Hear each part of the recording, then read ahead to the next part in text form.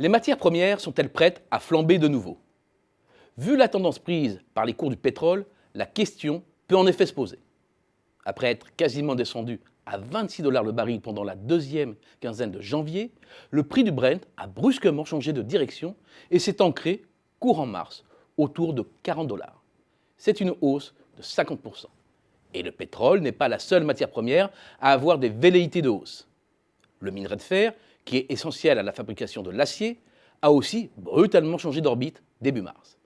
Si le soufflet est en partie retombé depuis, il n'en demeure pas moins que la progression reste spectaculaire et qu'aujourd'hui, à plus de 55 $ la tonne, la hausse reste supérieure à 41% depuis le dernier point bas du 13 janvier dernier. Ces flambées soudaines sont-elles annonciatrices d'un retournement plus général et l'amorce d'un nouveau cycle haussier des matières premières?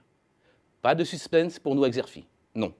Non parce que rien n'a fondamentalement changé sur les marchés. Les déséquilibres entre l'offre et la demande sont toujours là et les derniers chiffres en provenance de l'industrie chinoise, débouché incontournable de la majorité des commodités, le montrent. L'indice des directeurs d'achat, le PMI, du secteur manufacturier est bien installé en dessous du seuil des 50 qui marque la frontière entre expansion et contraction de l'activité depuis août dernier. Pire encore, la chute s'accélère. Et à 49, l'indice est tombé en février à son plus bas niveau depuis janvier 2009, ce qui en dit long sur les déboires actuels de l'industrie chinoise. Alors pourquoi ce coup de chaud sur les produits de base? Dans le cas du minerai de fer, tout simplement parce que les marchés ont anticipé de nouvelles mesures de soutien de la part du gouvernement chinois, notamment dans ses dépenses d'infrastructures très gourmandes en acier. Il y a aussi certainement une partie spéculative dans ces mouvements, dans un environnement financier marqué par la forte volatilité des marchés des actions et la baisse des rendements des obligations d'État. Car côté approvisionnement, rien ne bouge non plus. Et pour cause, le monde croule sous l'offre liée aux investissements réalisés dans les années fastes. Et paradoxalement, la montée actuelle va retarder l'assainissement nécessaire au marché en maintenant en vie des producteurs fondamentalement non rentables. Il faudra donc encore du temps avant que les capacités s'ajustent. Et à court terme, le destin du minerai de fer, mais aussi du cuivre, devrait ressembler à celui de l'aluminium.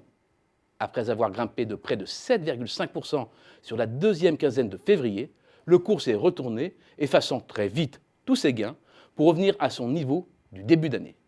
Le contexte est toujours celui d'un marché en surcapacité et Rio Tinto, l'un des principaux producteurs mondiaux, s'étant même donné comme objectif d'augmenter sa production de 10% cette année. C'est aussi ce qui se passe peu ou prou dans le pétrole. Certes, la production américaine s'est réduite avec la chute des cours, mais le repli reste modéré, environ 572 000 barils jour en moins, et la production solidement attachée au-delà des 9 millions de barils. Surtout, ce repli est en partie compensé par les hausses de production venues d'autres pays, même si l'OPEP entend bien obtenir un gel de la production lors de la réunion prévue à Doha le 17 avril prochain. Mais en dépit d'un surajustement en début d'année et d'interventions de soutien sporadiques, les fondamentaux sont têtus. Les stocks débordent aux États-Unis et la demande ne reprend toujours pas le dessus sur l'offre. Et c'est bien en résumé la situation sur les marchés des matières premières, de quoi maintenir des prix à bas niveau tout au long de l'année.